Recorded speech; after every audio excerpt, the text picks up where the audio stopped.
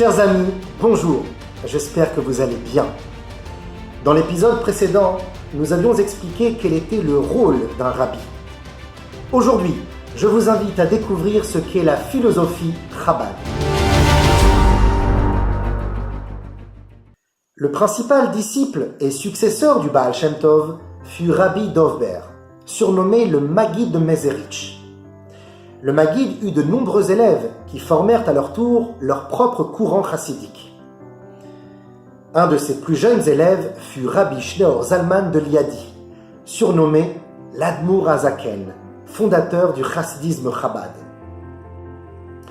Bien qu'il naquît dans une famille chassidique, la formation initiale de Rabbi Shneor Zalman fut tout d'abord dans l'étude du Talmud plutôt que dans le chassidisme. C'était un véritable génie. Déjà à l'âge de 12 ans, il fut nommé membre permanent du conseil rabbinique de la ville et conclura l'étude du Talmud à l'âge de 15 ans. Il fréquentera les grandes écoles talmudiques du Gaon de Vilna et fut même surnommé le Lituanien, de par son manque d'intérêt apparent pour la chassidoute. Ce n'est que bien plus tard qu'il rencontrera Rabbi Dov Ber de Mezerich et le choisira comme maître absolu. Il affirmera alors qu'à Vilna, on apprend comment un juif doit apprendre la Torah, mais qu'à Mezerich, on apprend ce que la Torah doit apprendre à un juif. Son maître, le Maguid de Mezerich, lui confia l'immense projet de rédiger un Shulchan Aruch, le livre de toutes les lois juives, afin qu'il y compile les différentes opinions émises depuis l'édition du premier Shulchan Aruch de Rabbi Yosef Karo, 900 ans plus tôt, ainsi que d'y trancher des décisions et des conclusions appuyées de raisonnements logiques. Il n'avait alors que 25 ans. Hélas, la plupart de ses écrits disparurent lors d'un grand incendie.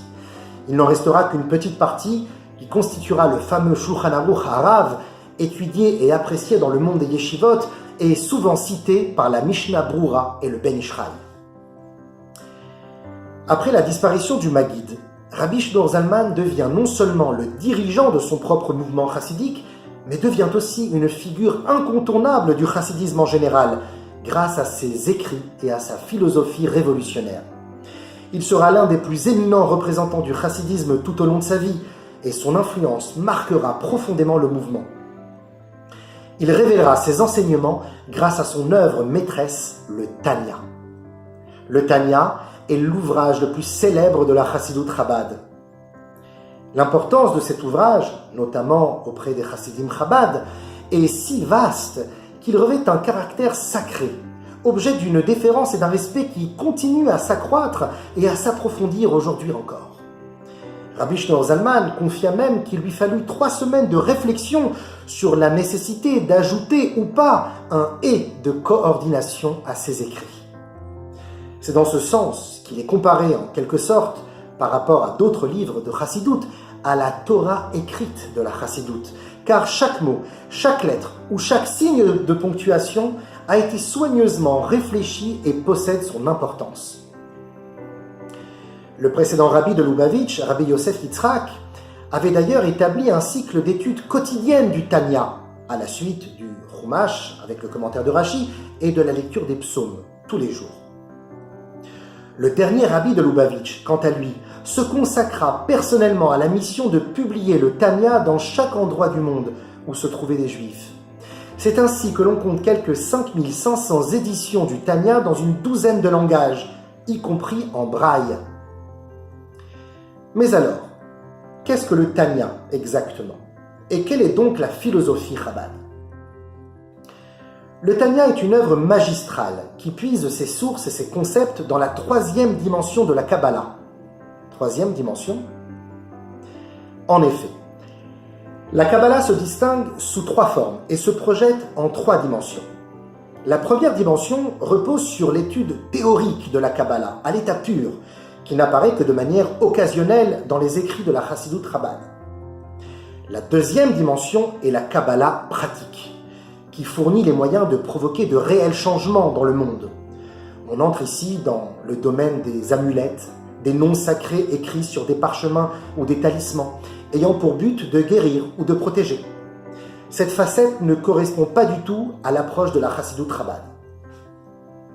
Enfin, la 3e dimension est la Kabbalah appliquée, mettant la connaissance mystique au service de l'homme, dans sa vie de tous les jours, afin de l'aider à devenir meilleur.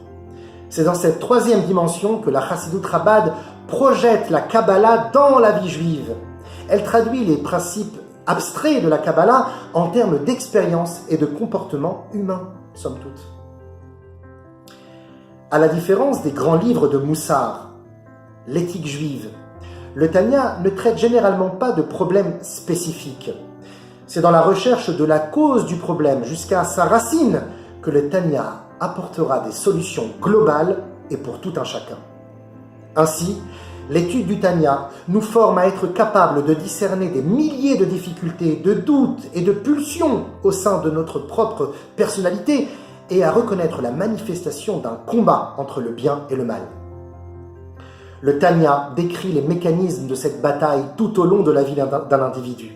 Cette lutte à laquelle on ne peut échapper entre les forces qui le traînent vers le bas et celles qui l'attirent vers le ciel. La philosophie Chabad est fondée sur l'idée que l'homme en lui-même n'est pas mauvais et que grâce à une démarche intellectuelle, il peut parfaitement contrôler tous ses penchants. Vous avez bien entendu, intellectuel. En effet, contrairement au chassidisme à ses débuts, la philosophie Chabad met l'accent sur l'intellect plutôt que sur les émotions. Rabbi Shneur Zalman met en valeur la facette intellectuelle de la chassidoute, qui d'ailleurs mettra fin aux critiques selon lesquelles le chassidisme est anti-intellectuel. Grâce à une approche basée en partie sur la mystique juive, la philosophie Chabad produit de démarches méthodiques pour se rapprocher de Dieu. Selon le Tanya, l'intellect se compose de 3 processus interdépendants. La Chokhma, la sagesse primitive, l'Eureka, les prémices de l'idée, la Bina, la compréhension, l'analyse, l'approfondissement de l'idée, et enfin le Da'at, la conscience, l'intégration et l'accomplissement de l'idée. Ces 3 processus portent les initiales Chet, Bet, Dalet en hébreu, formant le nom du mouvement Chabad. Alors que la philosophie d'autres branches chassidiques repose principalement sur l'idée que Dieu désire le cœur, Rabbi Shneur Zalman fait valoir que Dieu désire aussi l'esprit et que sans l'esprit, le cœur ne jouera pas sa véritable fonction. Il élève donc l'esprit au-dessus du cœur, en faisant valoir que c'est justement la compréhension et le savoir qui engendreront la crainte et l'amour de Dieu. Vous l'aurez compris, comme un talmudiste, Rabbi Shneur Zalman ramène la Kabbalah et le chassidisme sur une base rationnelle.